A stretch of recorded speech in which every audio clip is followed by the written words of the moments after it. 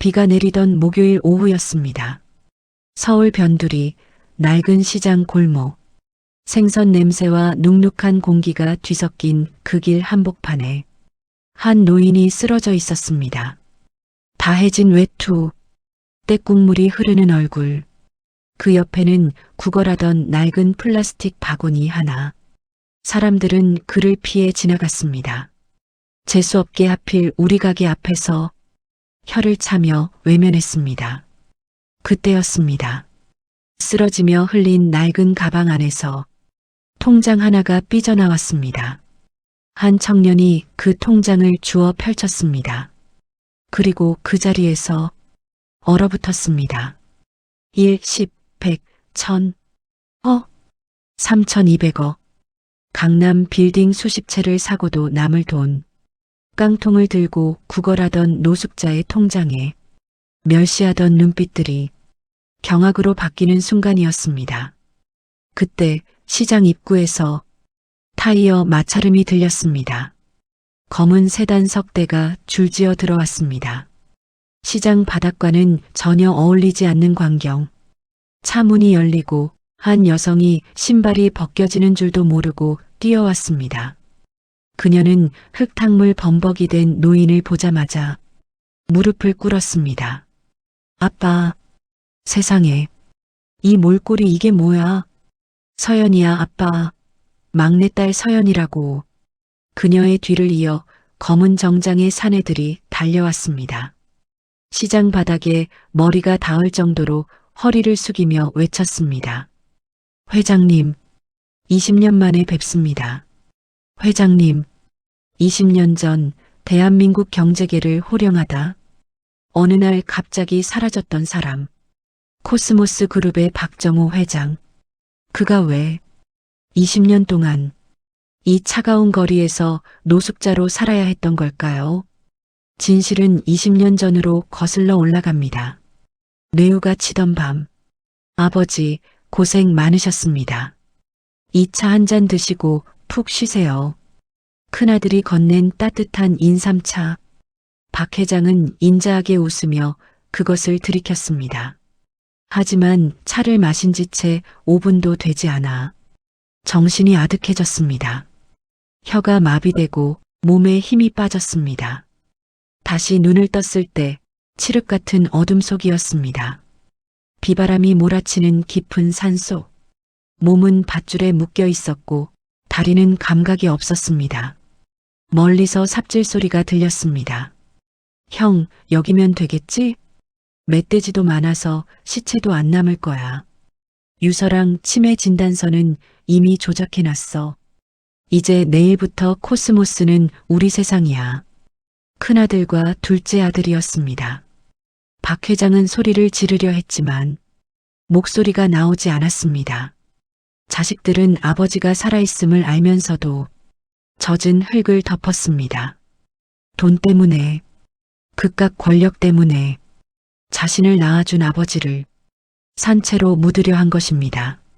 자식들이 떠난 뒤 박 회장은 죽음의 공포 속에서 움직였습니다. 손톱이 다 뒤집어지고 손가락 뼈가 보일 정도로 땅을 파헤쳤습니다.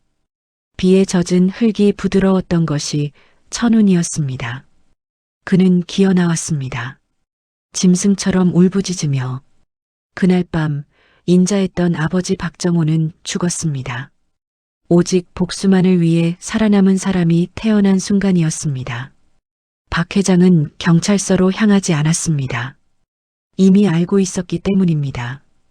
경찰도 검찰도 신문사까지 이미 두 아들의 돈에 매수되어 있다는 것을. 그는 이름을 버렸습니다. 신분증도 태워버렸습니다.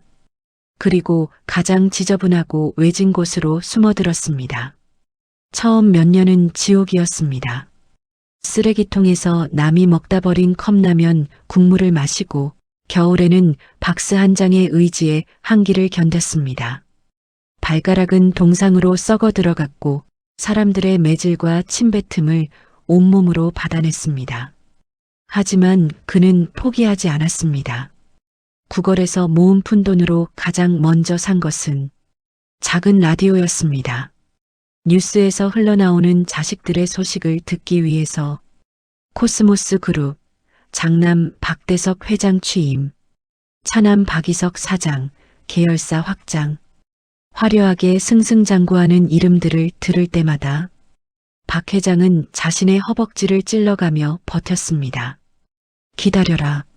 너희가 가장 높은 곳에 올라갔을 때 내가 너희를 가장 깊은 나락으로 떨어뜨려 주마.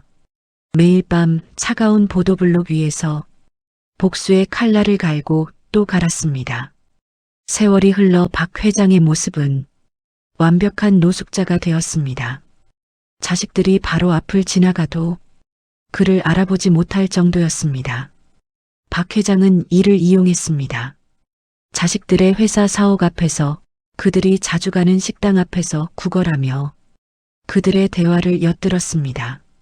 그의 낡은 외투 안감에는 특별한 주머니가 있었습니다. 20년 동안 하나씩 사들인 초소형 녹음기들, 장남이 비자금을 빼돌리는 현장의 대화, 차남이 조직폭력배와 결탁하는 소리, 그리고 가장 결정적인 것, 술에 취해 아버지를 산에 버렸던 날을 낄낄거리며 추억하는 소리. 형, 그때 아버지가 눈 뜨고 우리 쳐다볼 때 진짜 소름 돋지 않았냐? 덕분에 우리가 이 자리에 있는 거 아냐? 죽은 노인네가 우리한테 준 마지막 선물이지. 녹음기 너머로 들려오는 자식들의 웃음소리에 박 회장은 피눈물을 흘렸습니다. 그리고 준비했습니다. 노숙자로 살며 아무도 의심하지 않는 틈을 타 전 세계에 흩어진 자신의 재산을 하나로 모았습니다. 그것이 바로 통장에 찍힌 3,200억 원의 실체였습니다. 박 회장이 시장에서 쓰러진 것은 우연이 아니었습니다. 자신의 건강이 얼마 남지 않았음을 직감했고 마지막 승부수를 띄운 것이었습니다. 사건 발생 사흘 뒤 죽은 줄 알았던 박정호 회장이 휠체어를 타고 기자회견장에 나타났습니다. 두 아들은 카메라 앞에서 가식적인 눈물을 흘렸습니다. 아버지, 살아계셨군요. 저희가 얼마나 찾았는지 모릅니다. 박 회장은 큰아들의 귀에 낮게 속삭였습니다. 대석아, 20년 전 산속은 참 춥더구나. 큰아들의 얼굴이 순식간에 하얗게 질렸습니다. 박 회장은 마이크를 잡았습니다. 20년의 세월을 뚫고 나온 목소리로 천천히 또렷하게 말했습니다. 오늘 저는 지난 20년간 제가 보고 듣고 기록한 것들을 세상에 공개하려 합니다. 기자회견장 대형 스크린에 영상과 음성이 재생되었습니다. 자식들이 아버지를 유기할 당시의 정황, 20년간 저지른 온갖 불법 행위, 그리고 결정적으로 아버지를 죽였다고 믿으며 나눈 대화들이 장내에 울려 퍼졌습니다. 기자들은 경악했고 국민들은 분노로 들끓었습니다. 복수는 빠르고 처절했습니다. 기자회견이 끝나기도 전에 검찰 수사관들이 들이닥쳤습니다. 박대석, 박이석, 살인미수 및 횡령, 배임 혐의로 체포합니다. 화려한 재벌의 옷을 입고 있던 두 아들은 그 자리에서 수갑이 채워졌습니다. 그들은 아버지의 바짓가랑이를 붙잡으며 울부짖었습니다. 아버지, 잘못했습니다. 한 번만 살려주세요. 박 회장은 그들의 손을 차갑게 뿌리쳤습니다. 내가 산속에서 흙을 팔 때 너희는 어디 있었느냐? 내가 쓰레기통을 뒤지며 목숨을 부지할 때 너희는 무엇을 하고 있었느냐? 너희는 내 자식이 아니라 돈의 영혼을 판 괴물일 뿐이다. 코스모스 그룹의 주가는 폭락했고 두 아들이 가로챘던 모든 재산은 박 회장의 이름으로 돌아왔습니다. 그들은 텅 빈 감방 차가운 바닥에 앉아 아버지가 느꼈을 20년의 고통을 아주 조금이나마 맛보게 되었습니다. 모든 폭풍이 지나갔습니다. 박 회장은 회장직을 고사하고 모든 권한을 막내딸 서연에게 넘겼습니다. 그리고 다시 그 시장통으로 돌아왔습니다. 이번엔 국어라는 노숙자가 아니었습니다. 시장 어귀에 작은 건물을 사서 상생식당이라는 간판을 걸었습니다. 형편이 어려운 노인들과 노숙자들이 언제든 따뜻한 밥 한 끼를 공짜로 먹을 수 있는 곳. 서연이 물었습니다. 아빠, 이제 좀 편하게 지내시지. 왜 또 힘들게 일을 하세요? 박 회장은 인자한 미소를 지으며 대답했습니다. 서연아, 3,200억이라는 숫자는 숫자에 불과하단다. 내가 20년 노숙 생활을 하며 배운 진짜 재산은 배고픈 사람의 간절함과 따뜻한 국밥 한 그릇의 무게란다. 복수는 자식들에게 했습니다. 하지만 사랑은 세상에 돌려주었습니다. 오늘의 이야기 어떠셨나요? 가장 가까운 사람에게 배신당하고 밑바닥까지 떨어졌던 한 남자의 이야기. 그 이야기가 우리에게 전하는 말은 이것입니다. 돈은 사람을 눈멀게 하지만 진실은 결국 밝혀집니다. 그리고 가장 큰 복수는 적을 쓰러뜨리는 것이 아니라 보란듯이 살아남아 내가 가진 선함을 세상에 나누는 것입니다. 지금 인생의 겨울을 지나고 계신 분이 계신가요? 박 회장이 20년을 버텨냈듯 여러분도 포기하지 마십시오.